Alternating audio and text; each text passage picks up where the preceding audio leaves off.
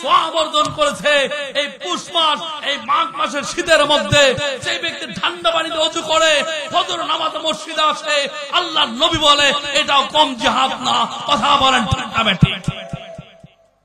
আমার ভাইরা, পর্দার আড়ালে আমার মা বোনেরা, রব জানায়া দেয়, আমার আল্লাহ জানায়া দেয়, ইন্না ফি খালকিস সামাওয়াতি ওয়াল আরদি ওয়া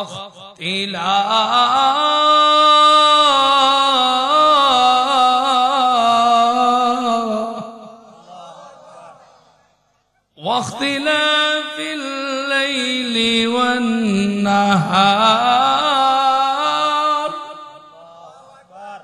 لآيات لأولي الألباب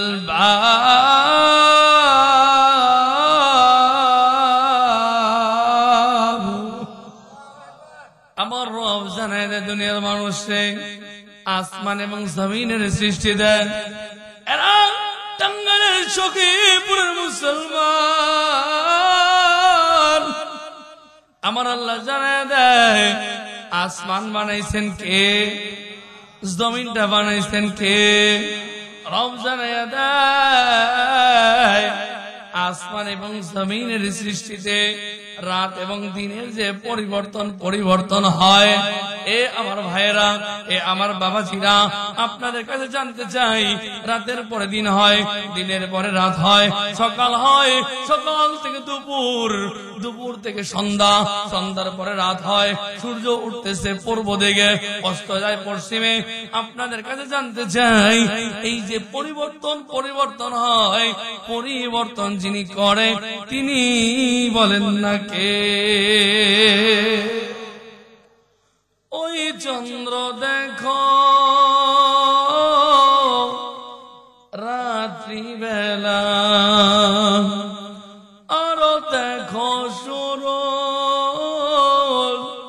প্রভাত বেলা, দিন বয়ে রাত হয় গগনেতে, চলছে তারা নিজে কক্ষপথে, লাগছে না ধাক্কা কাহারো সাথে, কে হয়তো তা পারিবে না,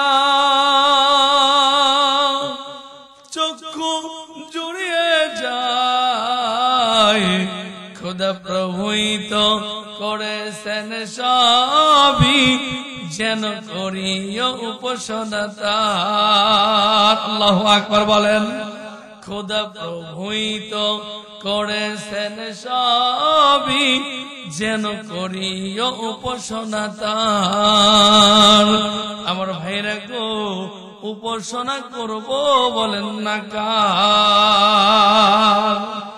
এ আমার ভাইরা, আমি যে আয়াতে কারিমা তেলাওয়াত করেছি, এই আয়াত আমার মালিক তো এমনি এমনি নাজিল করে নাই, গভীর মনোযোগ।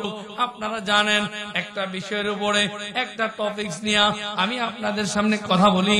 গতবার আসছিলাম, আজকে মনে হয় 6 থেকে 7 বার আপনাদের এই টাঙ্গাইল সখীপুরে আসলাম। এ আমার ভাইরা, আমার বাবাজিরা গো, আয়াত যেটা পড়েছি, এই আয়াতের আলোকে আপনাদের সামনে কথা বলবো। রব্বে কাবা এমনি এমনি কোরআন নাজিল করে নাই, একদিনে নাজিল করে নাই, 6 মাসেও নাজিল করে নাই, 6 বছরও নাজিল করে নাই। আল্লাহর নবীজির 23 বছরের জিন্দেগিতে একটা তাকবীর দেন না, আল্লাহু আকবার। সুদীর্ঘ 23 বছরের জিন্দেগিতে পর্যায়ক্রমে অবস্থার আলোকে আমার নবীর উপরে কখনো একটা আয়াত, কখনো 2টা আয়াত, কখনো একটা সূরা, কখনো 2টা সূরা, কখনো 5টা আয়াত পর্যায়ক্রমে নবীর উপরে নাজিল করেছেন কে? আমি যে আয়াত খানা তেলাওয়াত করেছি গো, এই আয়াতটা আমার আল্লাহ কেন নাজিল করলো জানার দরকার আছে না নাই? এ আমার ভাইরা, আমি আয়াত পড়েছি বাবা, আয়াতের আলোকে আপনাদের কাছে জানতে চাই। দিনের পরে রাত হয়, রাতের পরে দিন হয়। এই যে আজ থেকে 3-4 মাস আগে মাগরিবের নামাজ পড়েছি আমরা 7টার সময়, এখন নামাজ পড়ি 5:30টায়। আপনাদের কাছে জানতে চাই, দিনটাকে রাতের মধ্যে প্রবেশ করিয়েছেন কে? আমার ভাইরা রে, যে আয়াতে কারিমা তেলাওয়াত করেছি, এই আয়াতখানা আল্লাহ কেন নাজিল করলো আগে আপনাদের সামনে শানে নজুলটা জানায় দেয়। এরা বন্ধু সখীপুরের মুসলমান পর্দার আড়ালে আমার মা ও বোনেরা, আপনাদেরকে নিয়ে আমি কিছু আলোচনা টাচ দিয়ে যাব। এ আমার ভাইরা, ও আমার বাবা জিরা গো, আমার আল্লাহ তাআলা এই আয়াতখানা নাজিল করলো কেন? কেন নাজিল করলো?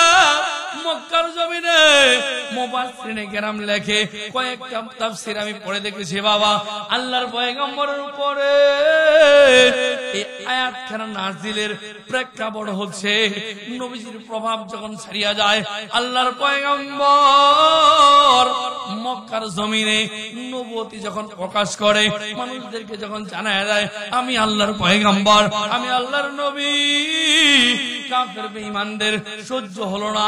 তারা কি করলো?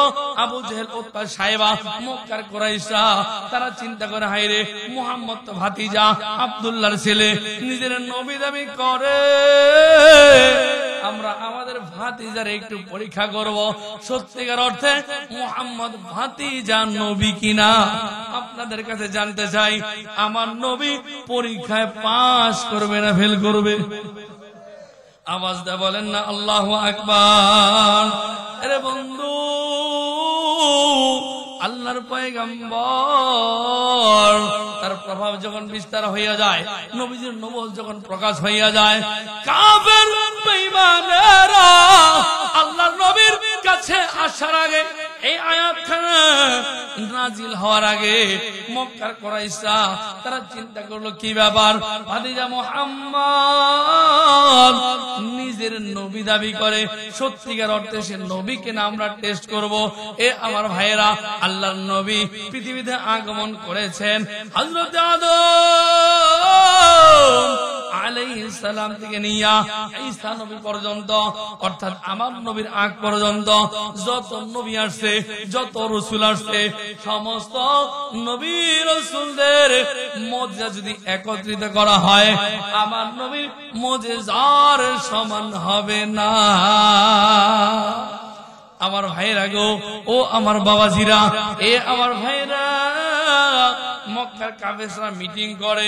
মক্কার কাফেরদের মিটিং এর মধ্যে আবু জেহেল, উতবা, সাইবা, বড় বড় কাফেররাও ওই জায়গার মধ্যে অংশগ্রহণ করে। কাফেররা ডেকে ডেকে বলে, ভাতিজা নিজের নবী দাবি করে, নবী হওয়ার জন্য, রাসূল হওয়ার জন্য শর্ত, অর্থাৎ মুজিজার দরকার আছে না নাই? আওয়াজ দা বলেন আছে না নাই? সুন্দর একটা তথ্য আমি আপনাদেরকে জানাই দেব। এ আমার ভাইরা, কাফেররা বলে আব্দুল্লাহর বেটা মুহাম্মদ নিজের নবী দাবি করে, সত্যিকার অর্থে সে নবী কিনা আমরা একটু টেস্ট করব, আমরা একটু পরীক্ষা করব। কাফেরদের মধ্যে মিটিং হইয়া যায়, কাফেরদের মধ্যে কেউ কেউ বলে দেয়, এ লিডার, আমাদের ভাতিজার পড়বে, আমরা তো তাওরাত পড়েছি, আমরা তো ইনজিলের খবর জানি, আমরা তো তাওরাতের খবর জানি, এই দুনিয়ায় যত নবী আসছে প্রত্যেকটা নবীর তো মুজিজা ছিল। ঈসা নবীর মুজিজা, মুসা নবীর মুজিজা ছিল কি ছিল না? জোরে বলেন, ছিল কি ছিল না? এবার কাফেররা মিটিং করে যে তাহলে চলে যাওয়া যাক ইহুদিদের কাছে। ইহুদিদের নবী হলো মুসা। মুসা পয়গম্বর, আল্লাহ তাআলার নবী। আল্লাহ তাআলা তার হাতের মধ্যে একটা লাঠি দিয়েছিল। আমার আল্লাহ জিজ্ঞাসা, মুসা হাতে কি গো? মুসা নবী আমার মালিককে ডেকে বলে, আল্লাহ আমার হাতে লাঠি। আল্লাহ বলে, মুসা জমিনের মধ্যে ছেড়ে দাও। লাঠিটা জমিনের মধ্যে ছেড়ে দেয়। লাঠিটাকে মুহূর্তের মধ্যে সাপ যিনি বানিয়ে দেয়, বলেন না তিনি কে? আল্লাহর পয়গম্বর মুসা ভয় পেয়ে গেছে, হায় রে, হাতের মধ্যে লাঠি ছিল, জমিনের মধ্যে ছেড়ে দিলাম, মুহূর্তের মধ্যে সাপ হয়ে যায়। আল্লাহ তাআলা মুসারে বলে, মুসা কেন ভয় পাও? এবারে সাপটারে তুমি হাত দিয়ে ধরো। মুসা পয়গম্বর সাপটারে আবার যখন ধরতে গেছে, আপনাদের কাছে জানতে যাই, যখন সাপটারে হাত দিয়ে ধরতে গেছে, সাপটাকে লাঠি বানায় দিয়েছেন কে? মুসা নবীর মুজিজা, হাতের লাঠিটাও সাপ হয়ে যায়। আল্লাহু আকবার বলেন। সংক্ষিপ্ত করে দেই, আরেকটা গ্রুপ চলে গেছে বাবা ঈসা নবীর উম্মতের কাছে। ঈসা নবীর উম্মত খ্রিস্টানদের কাছে যাইয়া প্রশ্ন করে, তোমাদের নবী ঈসা নবীর মুজিজা কি? কাফেরেরা ওই ঈসা নবীর উম্মতেরা খ্রিস্টানরা দেখে বলে, আমাদের নবী ঈসা অনেকগুলো মুজিজা আল্লাহ তাআলা দান করেছিল। এর মধ্যে উল্লেখযোগ্য, ঈসা নবী কোন মানুষের চেহারার মধ্যে, অন্ধ মানুষের চেহারার মধ্যে কানা মাথা, যে মানুষটা চোখে দেখে না, অন্ধ মানুষের চোখের মধ্যে হাত বুলাইতে দেরি হইতো। কই যে অন্ধ মানুষটার চোখ ভালো হইতে দেরি হইতো না। কাফেরেরা দুইটা রিপোর্ট পাইলো, ভালো করে বুঝবেন। কয়টা রিপোর্ট পাইলো? ঈসা নবীর মুজিজা কি? মুফাসসিরিনে কেরাম লেখে, ঈসা নবীর মুজিজা গুলো তারা সংগ্রহ করলো, মুসা নবীর মুজিজা সংগ্রহ করিয়া আবার দুইটা গ্রুপ এক হইয়া গেছে। একত্রিত হইয়া আমার নবীর দরবারে চলে যায়। ও বন্ধু, আমার আপনার নবী রাহমাতুল লিল আলামিন, বিশ্ব নবী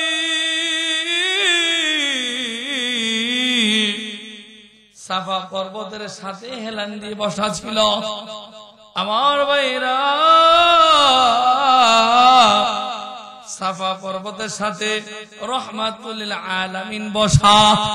আল্লাহর নবীর পাশে আবু বকর, ওমর, ওসমান সাহাবায়ে কেরাম নবীজির পাশে বসে আছে।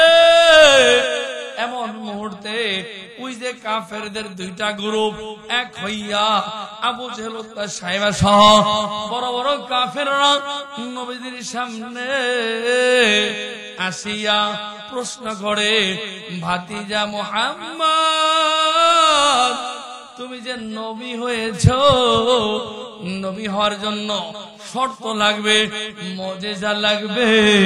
আমরা তোমার কাছে জানতে চাই, ভাতিজা গো, তোমার মুজিজা তুমি আমাদেরকে দেখা। আমার নবীর মুজিজা কম না বেশি? আওয়াজ ডাবল কম না বেশি? আলোচনা চলবে? তাকবীর দেবেন, লিল্লাহি তাকবীর। মাশাআল্লাহ, আপনাদের বসা, আপনাদের আওয়াজ আমাকে মুগ্ধ করেছে। আমরা কোরআন থেকে কথা শুনতেছি ইনশাআল্লাহ। যে আয়াতখানা পড়েছি, এই আয়াতের আলোকে আয়াতটা কেন নাযিল হইল, এর শানে নজুল আপনাদের সামনে তুলে ধরতেছি ইনশাআল্লাহ। নবীজি ডাক দিয়ে বলে, কুরাইশরা গো, রে কুরাইশরা, কি মুজিজা তোমরা দেখতে চাও, বলো না বলো না। নবীজি ডাকতে বলে, ও কুরাইশরা গো, কি মুজিজা তোমরা দেখতে চাও? কাফের বেঈমানরা ডাকতে বলে, ভাতিজা তোমার পূর্বে নবী ছিল ঈসা, ঈসা নবীর মুজিজা ছিল। তোমার পূর্বে অসংখ্য অগণিত লক্ষাধিক পয়গম্বর দুনিয়া আসছে। প্রত্যেকটা নবীর রাসূল হওয়ার জন্য, নবী হওয়ার জন্য মুজিজা ছিল। তোমার মুজিজা কি? তুমি আমাদেরকে দেখাও। আমার আপনার নবী রাহমাতুল লিল আলামিন ডাক দেওয়া, ও চাচারা, ও কুরাইশরা, আমি আমার মুজিজা তোমাদেরকে দেখাবো, কিন্তু আমার একটা প্রশ্ন, আমি মুজিজা তোমাদেরকে যদি দেখাই তোমরা কি করবা? মক্কার কুরাইশরা ঢেকে ঢেকে বলে, ভাতিজা তোমার মুজিজা তুমি যদি আমাদের সামনে দেখাইতে পারো, আমরা কাফেরেরা তোমার হাতে কালিমা পড়ে মুসলমান হইয়া যাইব। আল্লাহর পয়গম্বর খুশি হইয়া যায়। যেই কাফেরদের বাড়িতে বাড়িতে, যেই কাফেরদের ঘরে ঘরে যায় নবী, কাফেরেরা কালিমা পড়ে না, এই কাফেররা বলতেছে, এ ভাতিজা তোমার মুজিজা তুমি যদি দেখাইতে পারো, আমরা কুরাইশরা, আমরা কাফেররা তোমার হাতে কালিমা পড়ে মুসলমান হব। আমার নবী খুশি হইয়া যায়। তাকতে বলে, মক্কার কুরাইশরা রে, কি মুজিজা তোমরা দেখতেছ বলো না? কাফেররা বলে, যে মতিন যেই পাহাড়ের সাথে এ ভাতিজা মুহাম্মদ আপনি হেলান দিয়ে বসে আছেন, এই পাহাড়টা যদি সোনা বানাইয়া দেখাইতে পারেন, আমরা কাফেরেরা আপনি নবীর হাতে কালিমা পড়ে মুসলমান হব। ভালো করে বুঝবেন, কাফেরেরা নবীকে শর্ত দিয়েছে। শর্তটা কি? আপনি যদি যেই পাহাড়ের সাথে সাফা পর্বত, এই পর্বতটা, এই পাহাড়টা যদি সোনা বানায় দেখাইতে পারেন, আমরা আপনার হাতে কালিমা পড়ে মুসলমান হব। চিৎকার দিয়ে বলেন না সুবহানাল্লাহ। আমার ভাইরা, আমার বন্ধুগণ, রাহমাতুল লিল আলামিন খুশি হইয়া যায়। আমার নবী জানে, আমি যদি দুইটা হাত মালিকের দরবারে তুলে ধরি, আমার মালিক তো আমার হাত ফিরাই দিবে না। রব্বে কাবার দরবারে আমার আপনার নবী দুইটা হাত যখন মালিকের দরবারে তুলতে যাইবে, আমার আল্লাহ জিবরাইলকে বলে, জিবরাইল আর দেরি করো না, তাড়াতাড়ি চলে যাও আমার নবীর দরবারে। আমার নবী যেন আমার দরবারে তার হাত না উঠায়। বিষয়টা হলো, নবী হাত তুলতে চাচ্ছে, আল্লাহ হাত তুলতে না করতেছে। কারণ আছে না নাই? এজরুল আছে না নাই? আচ্ছা বলেন তো, আবু জেহেল, উতবা সাহেবা, মক্কার কুরাইশরা নবীকে বলতেছে, এই পাহাড়টা যদি সোনা বানায় দেখাইতে পারেন তাহলে আমরা কালেমা পড়ব। আচ্ছা আপনারা বলেন তো, কালেমা পড়ার জন্য কি সোনা বানানোর দরকার আছে? জোরে বলেন আছে? আমরা যারা এই প্রোগ্রামে আসছি, বলেন তো, আমরা কি কোনো টাকা পয়সার বিনিময়ে আসছি? খাবারের বিনিময়ে আসছি? সোনা দানার বিনিময়ে আসছি? আমরা একজনকে খুশি করতে চাই, তিনি কে? জোরে বলেন না কে? আমার ভাইরা, বাবাজিরা, নবীজি বলে, আমি যখন দুইটা হাত আমার মালিকের দরবারে তুলতে চাই, জিবরাইল আমিন আসিয়া আমি নবীর দুইটা হাত ধরে ফেলেছে। নবী গো, আপনি আল্লাহর দরবারে হাত তুলবেন না? নবীজি ডেকে বলে, জিবরাইল কেন রে, কেন হাত তুলবো না রে জিবরাইল? এ জিবরাইল, তুমি কি দেখো না এই মক্কার কাফেরদের ঘরে ঘরে দাঁড়ে দাঁড়ে বারে বারে আমি ঘুরি, মক্কার কাফেররা কালিমা পড়ে না। আজ তারা নিজের ইচ্ছায় আমি নবীর দরবারে এসে বলেছে, আমি যদি এই পাহাড়টা সোনা বানায় দেখাই, এই কাফেরেরা আমার হাতে কালিমা পড়ে মুসলমান হবে। জিবরাইল বলে, নবী গো, এই মানুষগুলোর মুখে এক, অন্তরে আরেক, তার নাম কি গো? সবাই বলেন তার নাম কি? মুখে এক, অন্তরে আরেক, তার নাম কি? আপনাদের কাছে জানতে চাই, এই মুনাফিক মার্কা লোক আমাদের সমাজে আসতে না নাই? জোরে বলেন আসতে না নাই? দেখবেন হুজুরের কাছে এসে বলবো, হুজুর আপনার মতো হুজুরই হয় না। আবার দোকান বারে চায়ের দোকানে যায় কি বলবো জানেন, এটা একটা হুজুর হইলো, বলে কি বলে না? আপনার সামনে এসে বলবো, আরে আপনার মতো ভালো মানুষই হয় না। আবার বাহিরে যায় একটা লোক হইলো নাম্বার 1 টাউট, আছে না নাই? আল্লাহর নবী বলে, এই মানুষগুলো সবচেয়ে নিকৃষ্ট, যাদের জবান এক, অন্তরে আরেক, তার নাম হচ্ছে মুনাফিক। মুনাফিকরা হচ্ছে সবচেয়ে নিকৃষ্ট। বলেছেন কে? আওয়াজ দা বলেন না কে? জিবরাইল কয়, ইয়া রাসূলুল্লাহ, আপনি শোনা, আপনার নবী বিশ্ব নবী, আপনি দোয়া করতে দেরি হবে, আমার আল্লাহ এই পাহাড়টা সোনা বানাইতে দেরি করবে না। জিবরাইল, আমি যদি দোয়া করি এই পাহাড়টা আল্লাহ সোনা বানাই দিবে, তাহলে আমি কেন দোয়া করব না? হুজুর, এই মানুষগুলো সত্যিকার অর্থে কালেমা পড়ার জন্য আসে নাই। যদি কালেমা পড়ার জন্য আসতো, আপনার হাতে কালেমা পড়েছে আবু বকর, আপনার হাতে কালেমা পড়েছে ওমর, সাহাবায়ে কেরাম, তারা কি কোনোদিন আপনার কাছে সোনা চাইছে? জোরে বলেন। কালেমা পড়ার জন্য যারা আপনাকে সোনা চায়, যারা আপনাকে শর্ত দেয়, যারা আপনাকে কন্ডিশন দেয়, মূলত তারা কালেমা পড়ার জন্য আসে নাই। ইয়া রাসূলুল্লাহ, আপনার নবী দোয়া করতে দেরি হবে, রব্বে কাবা এই পাহাড়টা সোনা করতে দেরি হবে না। এ আমার ভাইরা, আল্লাহর পয়গম্বরকে জিবরাইল ডেকে বলে, নবী গো, আপনার দোয়ার বরকতে পাহাড়টা যখন সোনা হইয়া যাবে, পাহাড় সোনা হইতে দেরি হবে। এই কাফেরেরা, এই বেঈমানরা 1 মণ 2 মণ 3 মণ 5 মণ 10 মণ করে সোনা নেবে, আপনার নবীর হাতে কালিমা পড়বে না। জোরে বলেন নাউজুবিল্লাহ। নবীজি গো, আপনার নবীর মুজিজার তো অভাবে নাই। আল্লাহ তাআলা লক্ষাধিক পয়গম্বর দুনিয়া আগমন করেছিল, সমস্ত নবীদের, সমস্ত রাসূলদের মুজিজা যদি এক জায়গায় রাখা হয়, আমার নবীর মুজিজার সমান হবে না। চিৎকার দিয়ে বলেন না সুবহানাল্লাহ। সংক্ষিপ্ত একটা ঘটনা আপনাদেরকে শুনে দেই।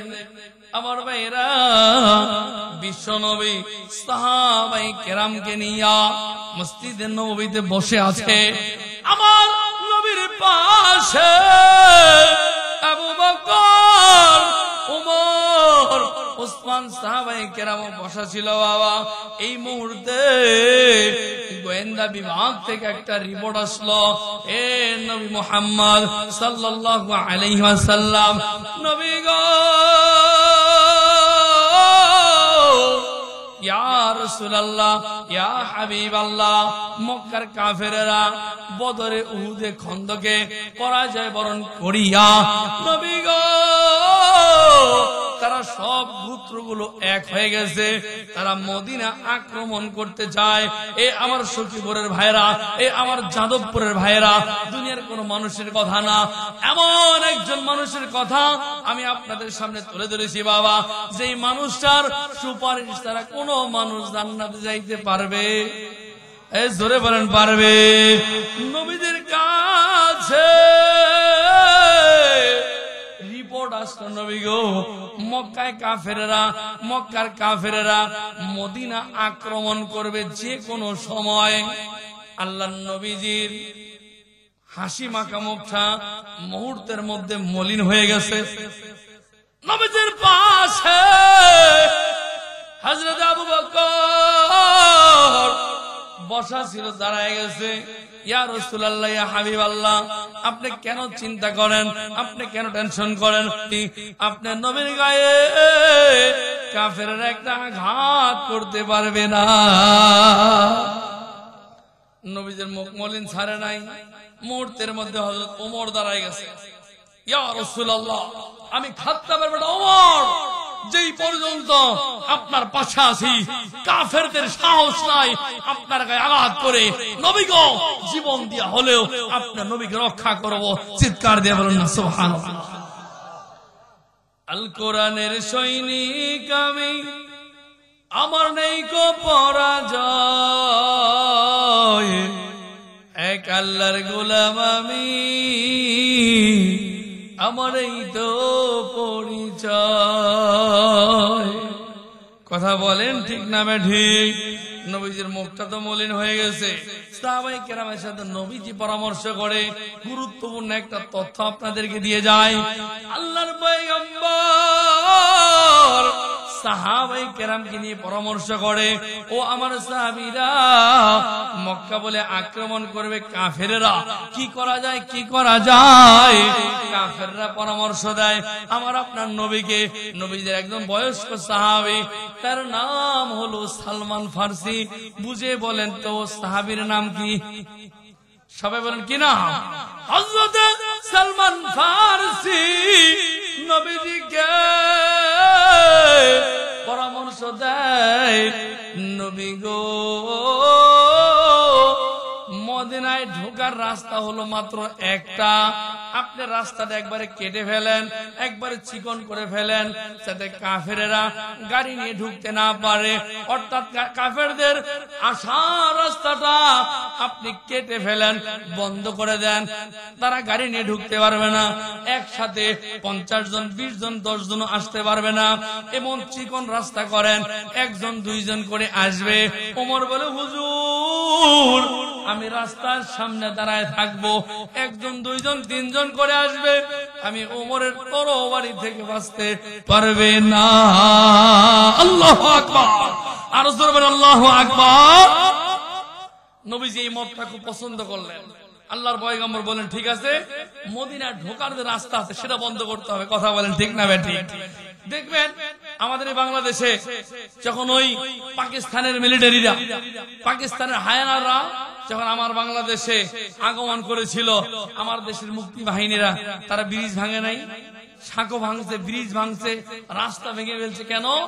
ওই বিহারীদের, ওই পাকিস্তানি হায়ানাদের গাড়ি যেন বাংলাদেশে ঢুকতে না পারে, অঞ্চলে ঢুকতে না পারে। কেন? গাড়ি নিয়ে ঢুকলে তারা আমাদের উপর আক্রমণ করতে তাদের সহজ হবে। গাড়ি নিয়ে যদি না ঢুকে, হেঁটে হেঁটে আসে, আমরা তাদের উপর আক্রমণ করতে পারবো। কথা বলেন ঠিক না ঠিক? সালমান ফারসি সুন্দর একটা পরামর্শের জন্য নবী মক্কার রাস্তাটা, মদিনার রাস্তাটা আপনি কেটে ফেলেন। আল্লাহর নবী পছন্দ করলেন। আরেকটু ঘটনা বলে দেই, কত ইতিহাস, কত কাব্য, কত ঘটনা আপনারা শুনলেন। আমি আপনাদেরকে বাংলাদেশের সংক্ষিপ্ত একটা ইতিহাস শোনায় দিই। একটা তাকবীর, লিল্লাহি তাকবীর, আর লিল্লাহি তাকবীর। আমার বাংলাদেশে সিলেটের জমিনে রাজা গৌর গোবিন্দ, নাম শুনছেন আপনারা?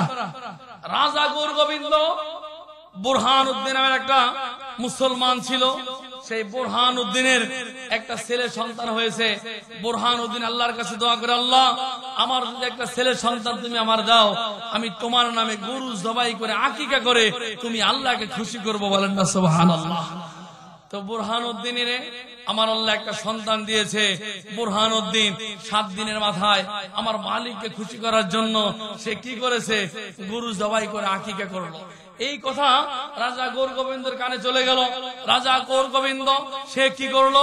গরু জবাইয়ের অপরাধে বুরহান উদ্দিনের ওই সন্তানটাকে ধরে এনে তরবারি দিয়ে দ্বিখণ্ডিত করলো। জোরে বলেন নাউজুবিল্লাহ। আজকে আমার ভারতের দিকে তাকান, ভারতের মুসলমানদের উপরে অত্যাচার, নিপীড়ন, নির্যাতন আছে না নাই? আওয়াজ দেবেন আছে না নাই? আমার বাংলাদেশের, আমার টাঙ্গাইলের একজন গর্বিত সন্তান, সে হচ্ছে মাওলানা আব্দুল হামিদ খান ভাসানী। কথা বলেন ঠিক না ঠিক? ভাসানী সাহেব বলেছিল যে ভারত যার বন্ধু হয় তার শত্রুর অভাব হয় না। কথা বলেন ঠিক না ঠিক? আজকে বাংলাদেশ নিয়ে এই ভারত বিভিন্ন ভাবে পায়তারা করতেছে, বাংলাদেশকে দখল করতে চায়, বাংলাদেশের মধ্যে বিশৃঙ্খলা সৃষ্টি করতে চায়।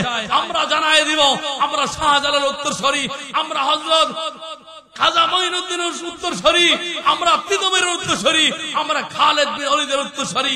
বাংলাদেশের 1 ইঞ্চি জায়গা আমরা ছেড়ে দিব না, দিব না, দিব না। কথা বলেন ঠিক না ঠিক?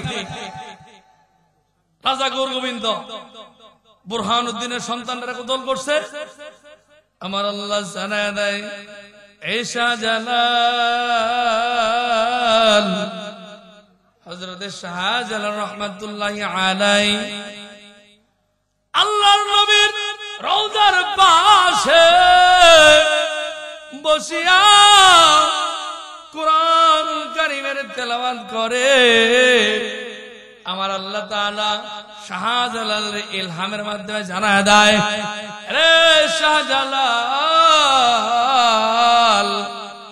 কোরআন তেলাওয়াতের দরকার নাই, চলে যাও বাংলাদেশের সিলেটের জমিনে।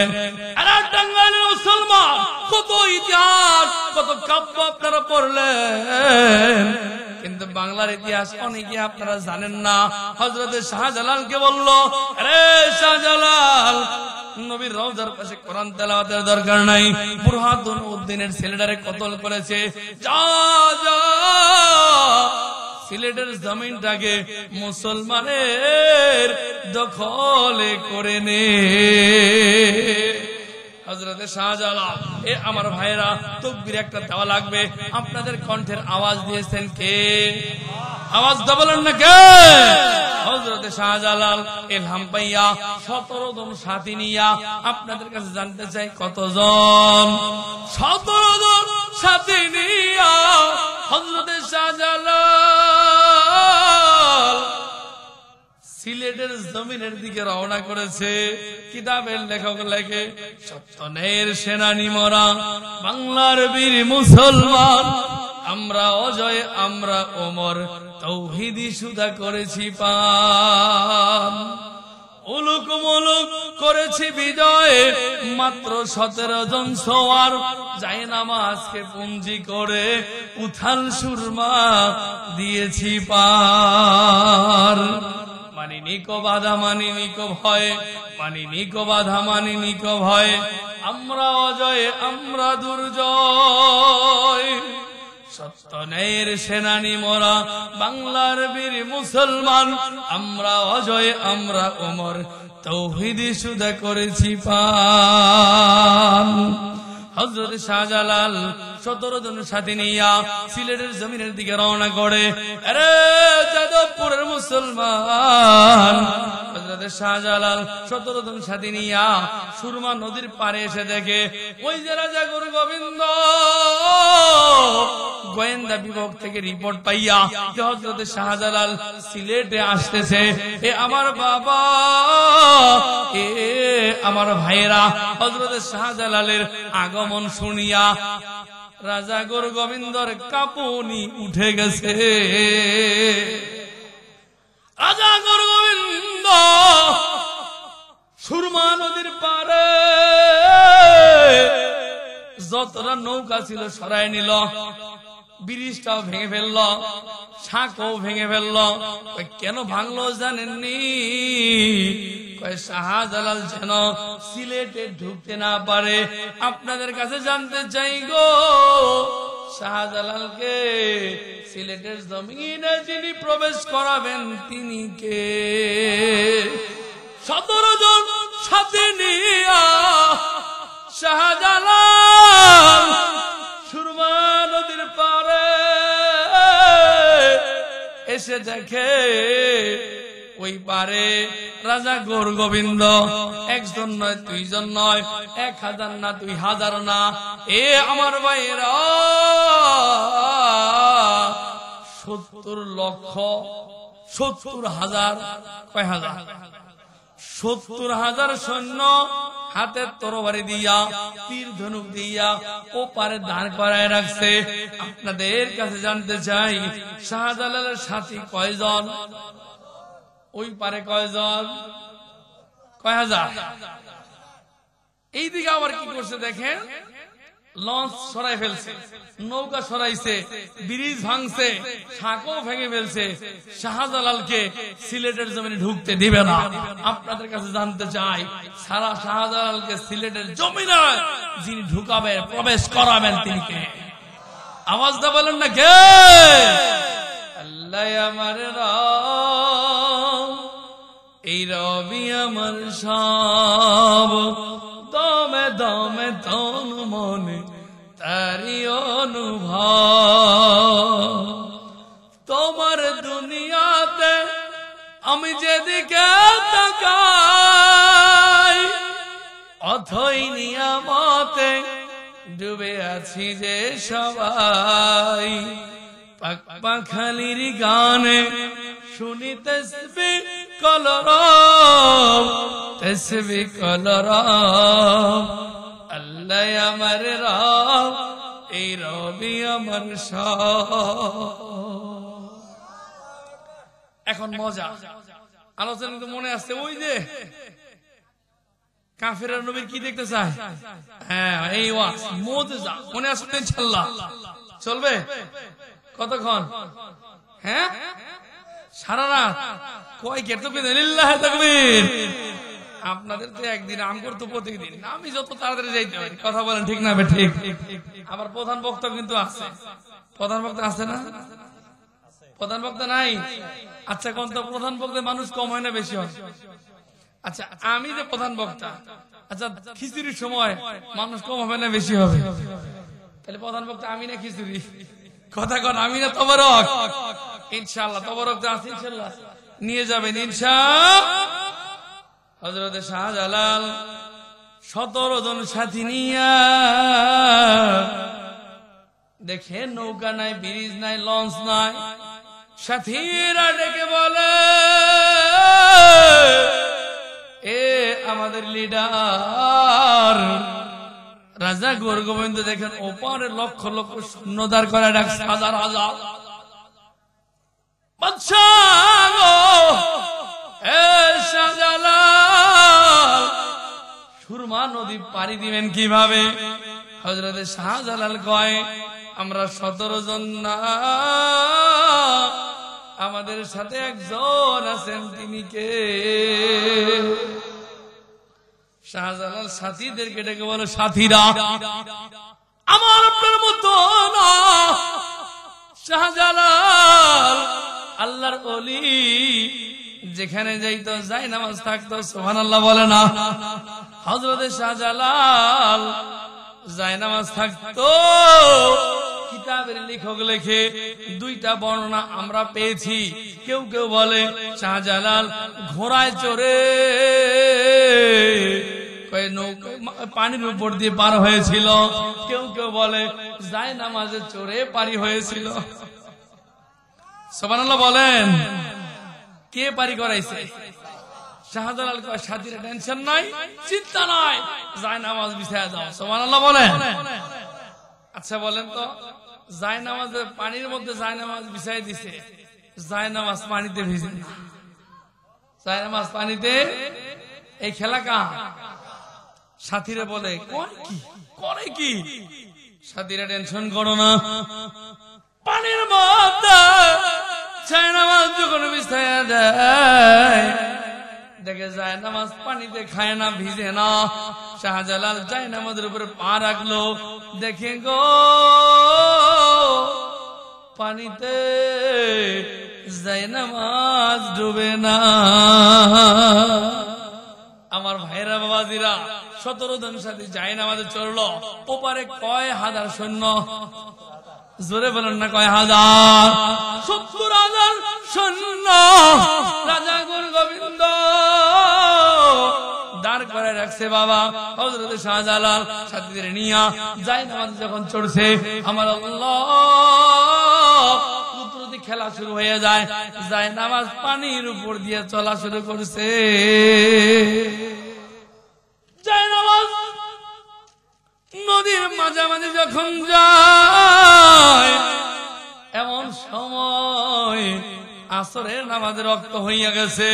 হযরত শাহজালাল দেখে আজান শোনা যায়, সাথীরা ডাক দেয়া বলে, ও আমাদের লিডার, ও হুজুর, আসরের নামাজে না আজান দিচ্ছে, নামাজ তো পড়া লাগবে, ওয়াক্ত না চলে যায়। শাহজালাল দিকে বলে, সাথীরা চিন্তা করো না, টেনশন করো না, কত নামাজ পড়েছি খানকায়, কত নামাজ পড়েছি মসজিদে, কত নামাজ পড়েছি মাঠে, আজকে নামাজ পড়বো সুরমা নদীর মাঝখানে। কোথায় নামাজ পড়বো? হযরত শাহজালাল একটা তাকবীর আপনারা দিবেন বাবা। আমি যখন দুইটা হাত এরকম করব, আপনাদের কণ্ঠে, আপনাদের গলার মধ্যে যতটা আওয়াজ আছে এই আওয়াজগুলো একত্রিত করিয়া মালিককে খুশি করার লক্ষ্যে একটা তাকবীর আপনারা দিবেন। হযরত শাহজালাল সাথীদেরকে বলে, সাথীরা নামাজ পড়বো সুরমা নদীর মাঝখানে। হযরত শাহজালাল এই বলিয়া কানের মধ্যে আঙ্গুল দিয়া আমার আল্লাহ তাআলা আল্লাহু আকবারের তাকবীর যখন দিয়েছে বাবা, কিতাবের লেখক লেখে হযরত শাহজালাল আল্লাহু আকবারের তাকবীর দিতে দেরি ৭০,০০০ সৈন্যের তরবারি কাঁপতে কাঁপতে জমিনে পড়ে গেছে। আসলে ঘটনা বলার উদ্দেশ্য ছিল না। ওই যে সাহাবীরা নবীকে পরামর্শ দেয়, মনে আছে? হুজুর আপনি কি করেন, মদিনার রাস্তাটা কেটে ফেলেন। আল্লাহর পয়গম্বর এই মতটা খুব পছন্দ করলেন।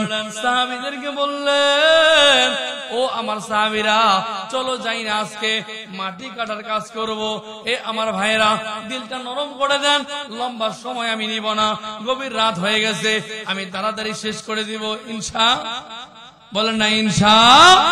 বিশ্ব নবী ১,০০০ সাহাবী নিয়া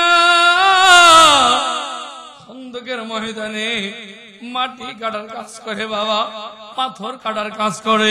কিতাবের লেখক লেখে ওই যুদ্ধের ময়দানে আমার নবী স্বয়ং নিজে তার রহমতের হাত দিয়া, তার বরকতের হাত দিয়া মাটি কাটার কাজ, পাথর কাটার কাজ করতেছিল। আল্লাহর নবীর বরকতি হাতে একটা আঙ্গুল হঠাৎ করে ফেটে যায় বাবা, আঙ্গুল থেকে রক্ত বের হয়।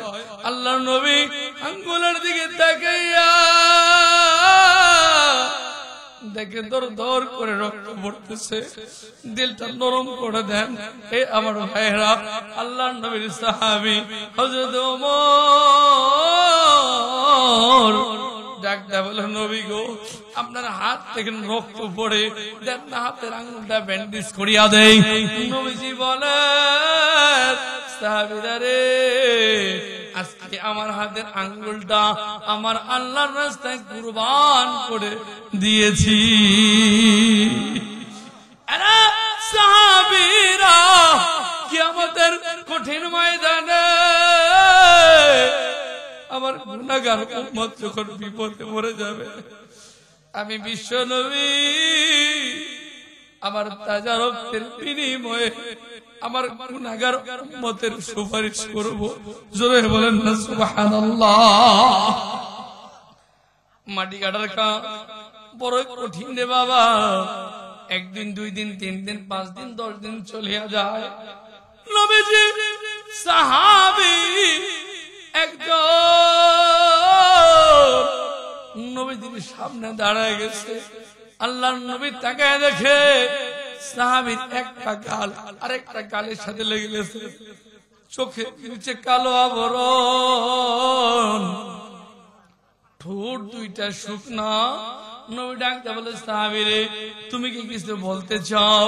সাহাবী বলে, হুজুর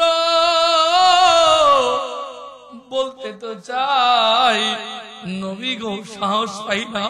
আমার নবী বলে, সাহাবী রে বলো না, কি বলতে চাও?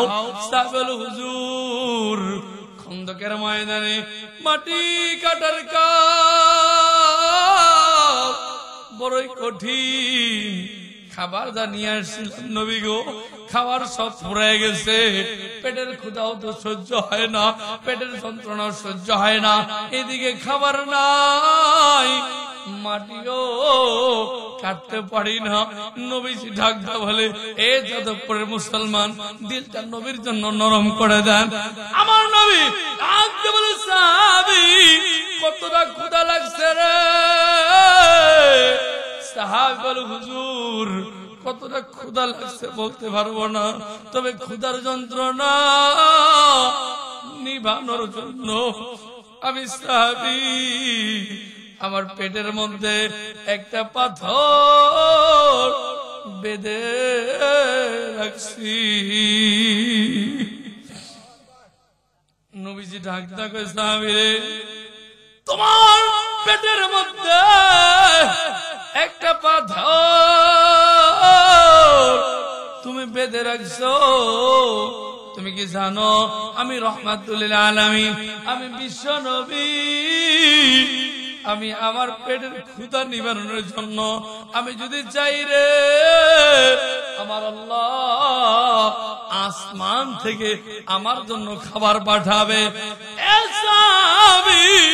আমি নবী, 1000 সাহাবী তাকায় আছে, দেখেন নবী যে সাহাবীর সাথে কথা বলে। আল্লাহর পয়গম্বর ওই যুদ্ধের ময়দানে নবীজির কাপড় মোবারক খুলিয়া সাহাবীদেরকে দেখিয়েছিল, এ সাহাবী তোমার পেটের মধ্যে একটা পাথর, তুমি তাকায় দেখো, আমি বিশ্ব নবী আবার পেটের মধ্যে রে 2টা পাথর বেঁধে রাখছি। সেরেদে নৌকা মাঝি যাব মদিনা, আমি জীবনে একবার মদিনাহে যাব, আমার নবীর রওজা দেখে দরুদ পড়ব,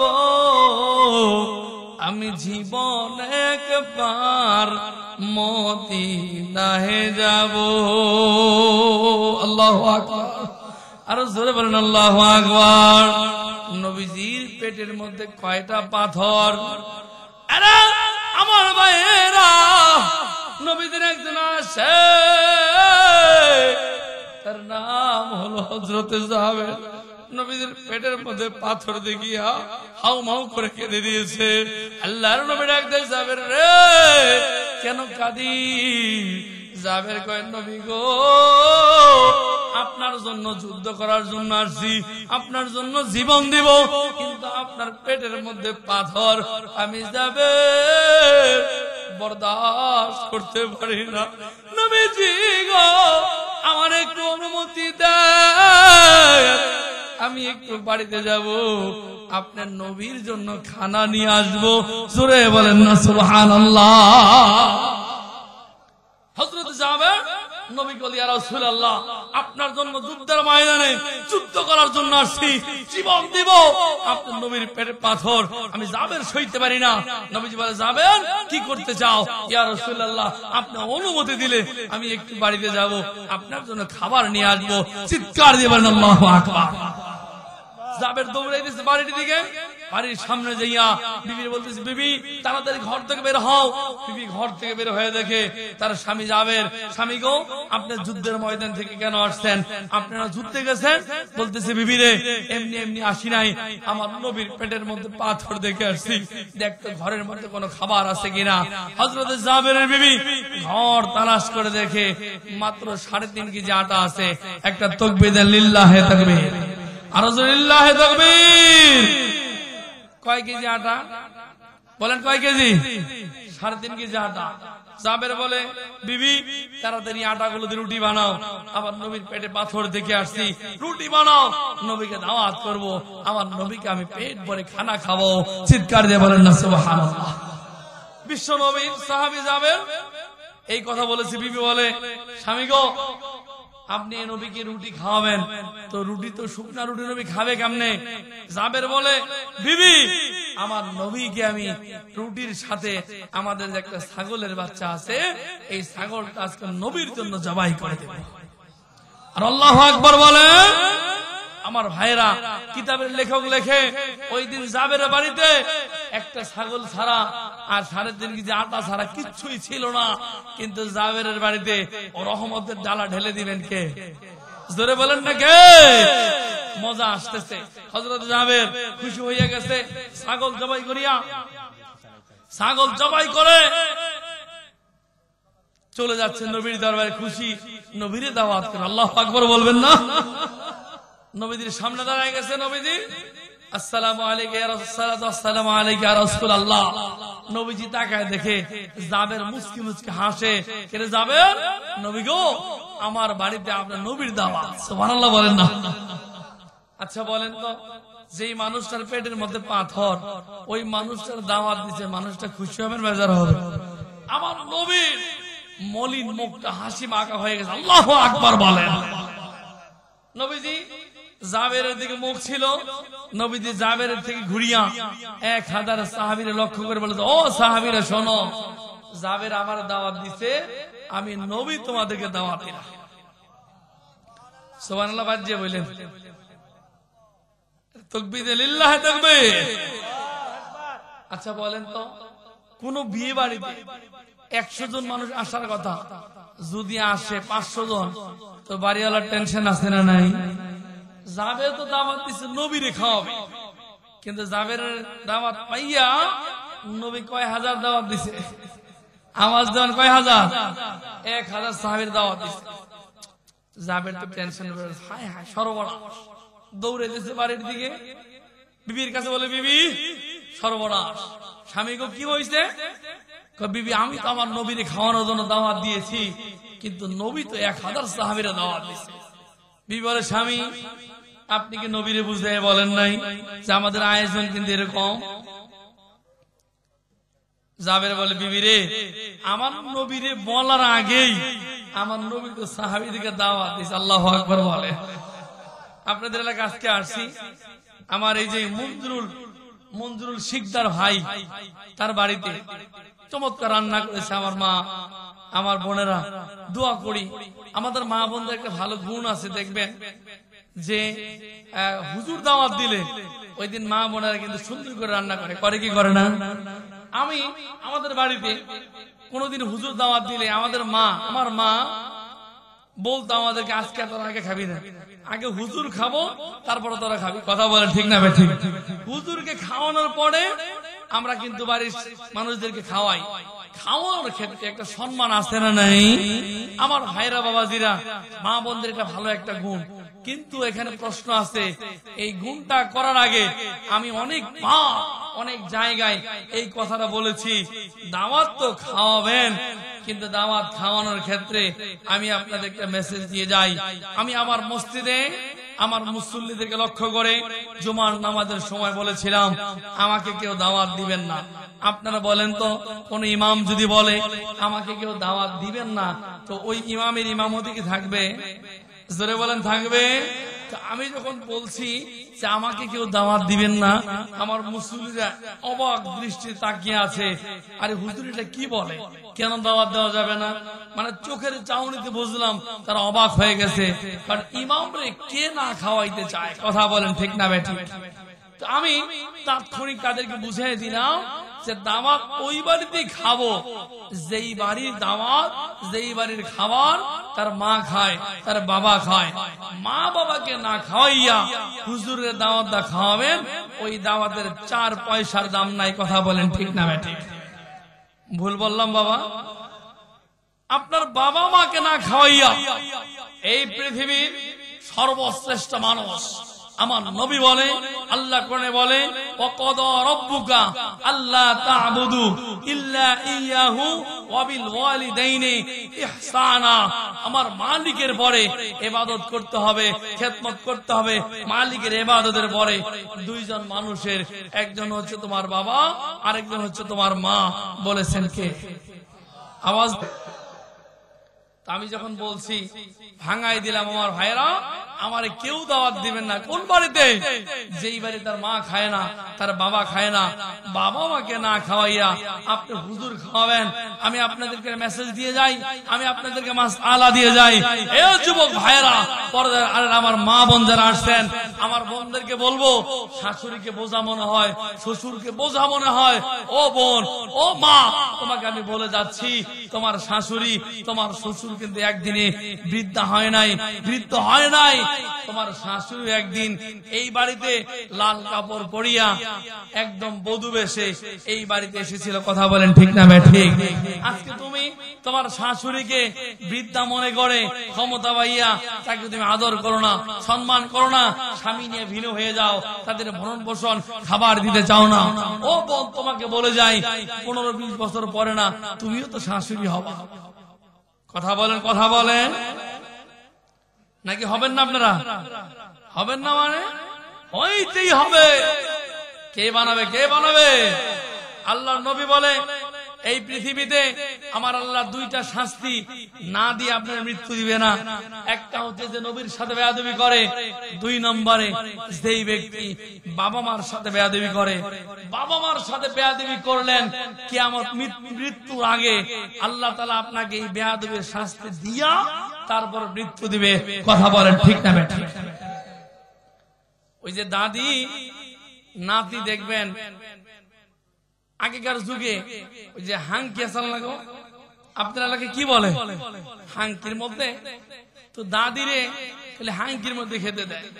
তো নাতিটা খুব ভালো ছিল, তো দাদিরে বলে, দাদি আমার আম্মার ঘরে এত সুন্দর সুন্দর প্লেট আছে, কিন্তু তোমার এই হাঙ্কির মধ্যে খাইতে দেয়।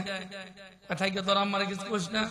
দাদি তোমার একটা বুদ্ধি শিখাই দেয়, তুমি যখন উঠান দিয়ে হাঁটবা, ওই আসার পর অভিনয় কইরা তুমি হাঙ্কিটা ভেঙে ফেলবা, বাকিটা আমি বুঝবো। দেখবেন অনেক ছোট ছোট বাচ্চা আছে, মানুষ ছোট, তাদের ব্রেন অনেক প্রখর, আছে না নাই? আছে না নাই? একদিন হাসান হোসাইন অজু খানায় অজু করতে দেখে একজন মুসল্লি অজু করতেছে, কিন্তু তার অজুটা হচ্ছে না। হোসাইন চিন্তা করে, হোসেন আল্লাহ নবীর নাতি হোসাইন চিন্তা করে কি করা যায়, মুরব্বী মানুষ, তাকে তো ভুলও ধরা যায় না, আবার তারা কিছু বলা যাইতেছে না, কি করা যায়? তো 2 ভাই চিন্তা করে, চল আমরা একটা টেকনিক অবলম্বন করি, তুই আমার ভুল ধর, আমি তোর ভুল ধরি, এরপরে আমরা লোকটার অজু শিখাবো। সুবহানাল্লাহ বলবেন না? তো লোকটার জিগায়, চাচা এই দেখেন তো আমার ভাই কয় অজু এইভাবে, আমি বলি এইভাবে, তোমরা 2 জন অজু করছি, হাসান অজু করছে, হোসেন অজু করছে। লোকটা কয়, বাবা তোমরা 2 জনের অজু ঠিক আছে, আমারটাই ঠিক নাই। সুবহানাল্লাহ বলবেন না? কিছু মানুষ ছোট, কিন্তু তাদের ব্রেন দিয়েছেন কে? জোরে বলেন না কে? ছোট বাচ্চা দেখবেন সুন্দর করে, মা তুমি চিন্তা করো না, আমি যখন বড় হব তোমার কাপড় কিনে দিব, তোমার শাড়ি কিনে দিব, বলে কি বলে না? তোমার বাজার করে দিব। তো দাদি তুমি যখন উঠানে হাঁটবা, অভিনয় করে পড়ে হাঙ্কিটা ভেঙে ফেলবা। তো দাদি আসার পর অভিনয় করে হাঙ্কিটা ভেঙে ফেলছে। তো নাতি ছাড়া দৌড়ে আসছে, বুড়ি করছে কি, হাঙ্কিটা ভেঙে ফেলছে। আমি নিয়ত করছি আমার মা যখন বুড়ো বৃদ্ধা হবে, আমার মায়ের এইটার মধ্যে খাবার দেব। কথা বলেন ঠিক না বেটা? তখন ওই যে পোলার বউ, তোর মাথার মধ্যে টনক নড়ছে, হায় হায় আমার ছেলে বলে কি, আমি ওর দাদির যেটার মধ্যে খাওয়াই, আমারে বলে ওইটার মধ্যে খাবার দিবে, তাহলে আমি যদি ভালোটার মধ্যে খাইতে দেই, তাহলে আমার ছেলেও আমারে ভালোটার মধ্যে খাইতে দিবে। সুবহানাল্লাহ বলবেন না? আমার ভাইরা বাবাজিরা, গত কয়েকদিন আগে আমি আমার বাবুরে নিয়ে, আমার ম্যাডামরে নিয়ে মধুপুরে যাচ্ছি মাহিন্দা করে। তো প্রচুর বাতাস, আমি আমার এই কোট দিয়ে বাবুরে ঢেকে নিচ্ছি। আমি আমার বিবিরে বললাম, দেখো আমার ছেলে, তার বয়স 1 বছর, তার যেন ঠান্ডা না লাগে, বাতাস না লাগে, বুকের সাথে জড়ায় ধরতেছি, কত আদর করতেছি। বিবি গো, আমার বাবা আমার মা কি আমার এইভাবে আদর করে না? কথা বলেন, কথা বলেন। একদিন রাত্রিবেলা সারা রাত আমি আর আমার ম্যাডাম সারা রাত ঘুমাইতে পারি না। একটা পর্যায়ে আমার বিবিরে বলছি, বিবি দেখো আমার ছেলেটা আজকে তোমারে আমারে সারা রাত ঘুমাইতে দেয় নাই। তুমি বলো এই সন্তান যখন বড় হইয়া যখন বিবি পাইয়া তোমার আমারে ভুলে যাবে, আমারে তোমারে খাবার না দিবে, তোমার আমার কেমন লাগবে? সাবধান, আমার বাবা মাও তো আমাকে এইভাবে বড় করছে, বাবা আমারে কষ্ট দিও না। আমি আল্লাহর নামের কসম করে বলি বাবা, আমি আমার এই ক্ষুদ্র বয়সে ছোটকাল থেকে বাবা মাকে অনেক সম্মান করি। আমি যেদিন আমার সন্তানটা হয় ওই দিন দেখছি মা হইতে গেলে কত কষ্ট হয়। মা হওয়ার যন্ত্রণা ভাই, এই পৃথিবীতে তুমি আর আমি একজন মানুষের কাছে ঋণী আছি আমরা, সেটা হচ্ছে তোমার আমার মা। কথা বলেন ঠিক না? হসপিটালে দেখলাম আমার ছেলেটা যখন হয়েছে, আমি দেখলাম আমার বিবি এতটা কষ্ট হয়, প্রসব বেদনা। নবী বলেন 80টা তরবারিতে আঘাত করলে একটা সুস্থ শরীরের মধ্যে শরীরটা যেমন ক্ষত বিক্ষত হইয়া রক্ত ঝইরা লোকটা যেমন মারা যায়, যতটা কষ্ট হয় 80টা তরবারির আঘাত খাইলে যতটা কষ্ট হয়, এর চাইতেও বেশি কষ্ট সহ্য করে আমার মা। আপনি আমার দুনিয়া করছে, সাবধান, এই মারে কষ্ট দিয়েন না, এই বাবারে কষ্ট দিয়েন না। আমার নবী বলছে তোমার গায়ের চামড়া তো যদি তোমার মায়ের জুতা বানায় দাও, মায়ের একদিনের ঋণ শুরু হবে। মায়ের 1000 দুধের দাম কাটিয়া গায়ের চা, পাহাপজ বানাইলেও ঋণের শোধ হবে না। এমন দরদি ভাবে কেউ হবে না আমার মা গো। পিতা আনন্দে মাতিয়া সাগরে ভাসাইয়া সেই যে চইলা গেল ফিরাইল না। মায়ে ধরিয়া তো তোরা কত কষ্ট করে 10 মাস 10 দিন ভরা পেল বেদনা। এমন দরদি ভাবে কেউ হবে না আমার মা গো। এটা আমার আলোচনার বিষয় না বাবা, মাঝখানে একটু টাচ দিয়ে গেলাম। বাবা মায়ের খেদমত করবেন তো ইনশাল্লাহ? করবেন তো ইনশাল্লাহ? হুমা জান্নাতুকা হুমা নারুকা। নবী বলেছে বাবা মা তোমার জান্নাত, বাবা মা তোমার জাহান্নাম। আমার নবী আরো বলেন আল জান্নাতু তাহতা আকদামিল উম্মাহাত। গোটা পৃথিবী যদি আপনি বিক্রি করেন, ভালো করে বুঝবেন, গোটা পৃথিবী বিক্রি করলে জান্নাতের একটা ইটের সমান হবে না। আর ওই জান্নাতটা রাখছে আল্লাহ মায়ের পায়ে নিচে। আল্লাহু আকবার বলেন। কার পায়ে নিচে? ওই মায়ের সম্মান কম না বেশি? আমরা অনেক মানুষ বাবা মাকে না খাওয়াইয়া পীর সাহেবরে খাওয়াই, হুজুরে খাওয়াই, নেতারে খাওয়াই, আছে না নাই? আমি আপনাদেরকে ছোট্ট একটা মেসেজ দিয়ে যাই, পৃথিবীতে যত হুজুর আছে, যত পীর আছে, যত দরবের আছে, যত ওলি আছে, আব্দুল কাদের জিলানী বড় পীর থেকে শুরু করে যত পীর আছে, যত আলেম আছে, যত মুফতি আছে, যত শাইখুল হাদিস আছে, সবাইকে আপনার বাড়িতে দাওয়াত করবেন। দাওয়াত করার পরে 100টা আইটেমের খানা খাওয়াইয়া প্রত্যেকের হাতে 5000 টাকা করে হাদিয়া দিয়া বলবেন হুজুর আমার জন্য দোয়া করেন।